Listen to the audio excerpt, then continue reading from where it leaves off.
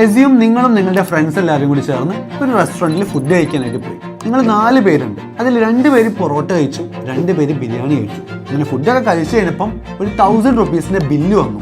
ഇത് ട്രഡീഷണൽ കോസ്റ്റിംഗിലായിരുന്നെങ്കിൽ നിങ്ങൾ എങ്ങനെ സ്പ്ലിറ്റ് ചെയ്യാന്നറിയോ? ഏതെങ്കിലും ഒന്ന് ചൂസ് ചെയ്യും. അതായത് ലെറ്റ്സ് സേ ബിരിയാണി, എല്ലാവരും ബിരിയാണിയാണ് കഴിച്ചതെന്ന് എസ്യൂം ചെയ്തിട്ട് കോസ്റ്റിനെ അലോക്കേറ്റ് ചെയ്ത് കൊടുക്കും. അതായത് 2 പൊറോട്ട കഴിച്ച ആൾ വരെ ഒരു ബിരിയാണിന്റെ കോസ്റ്റ് ഇൻക്വയർ ചെയ്യണം. ഇവിടെ ശരിയായിട്ടുള്ളൊരു കോസ്റ്റ് അലോക്കേഷൻ ആണോ നടക്കുന്നത്? അല്ല. ഇതാണ് ട്രഡീഷണൽ കോസ്റ്റിംഗിന്റെ ഫ്ലോ. ഇനി പകരം നിങ്ങൾ ABC കോസ്റ്റിംഗ് ആണ് യൂസ് ചെയ്യുന്നതെങ്കിൽ, അതായത് ആക്ടിവിറ്റി ബേസ്ഡ് കോസ്റ്റിംഗ് ആണ് നിങ്ങൾ യൂസ് ചെയ്യുന്നതെങ്കിൽ, പൊറോട്ട കഴിച്ചവരൊക്കെ നിങ്ങൾ ഒരു കോസ്റ്റ് പൂളിലേക്ക് ആഡ് ചെയ്യും, ബിരിയാണി കഴിച്ചവരൊക്കെ നിങ്ങൾ വേറൊരു കോസ്റ്റ് പൂളിലേക്ക് ആഡ് ചെയ്യും. പൊറോട്ടയാണ് ആദ്യത്തെ കോസ്റ്റ് പൂളിന്റെ കോസ്റ്റ് ഡ്രൈവർ.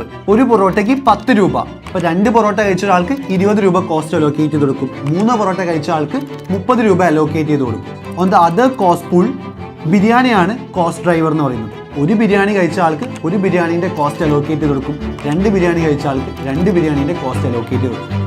ഇവിടെ പ്രോപ്പർ ആയിട്ടുള്ള കോസ്റ്റ് അലോക്കേഷനാണ് നടക്കുന്നത്. അതുകൊണ്ടാണ് ABC കോസ്റ്റിംഗ് ഏറ്റവും ആക്യുറേറ്റ് ആയിട്ടുള്ള കോസ്റ്റ് അലോക്കേഷൻ മെത്തേഡ് എന്ന് നമ്മൾ പറയുന്നത്. ഇതുപോലെ ഫിനാൻസ് റിലേറ്റഡ് ആയിട്ടുള്ള കണ്ടന്റ്സിനായിട്ട് ചാനൽ സബ്സ്ക്രൈബ് ചെയ്യും.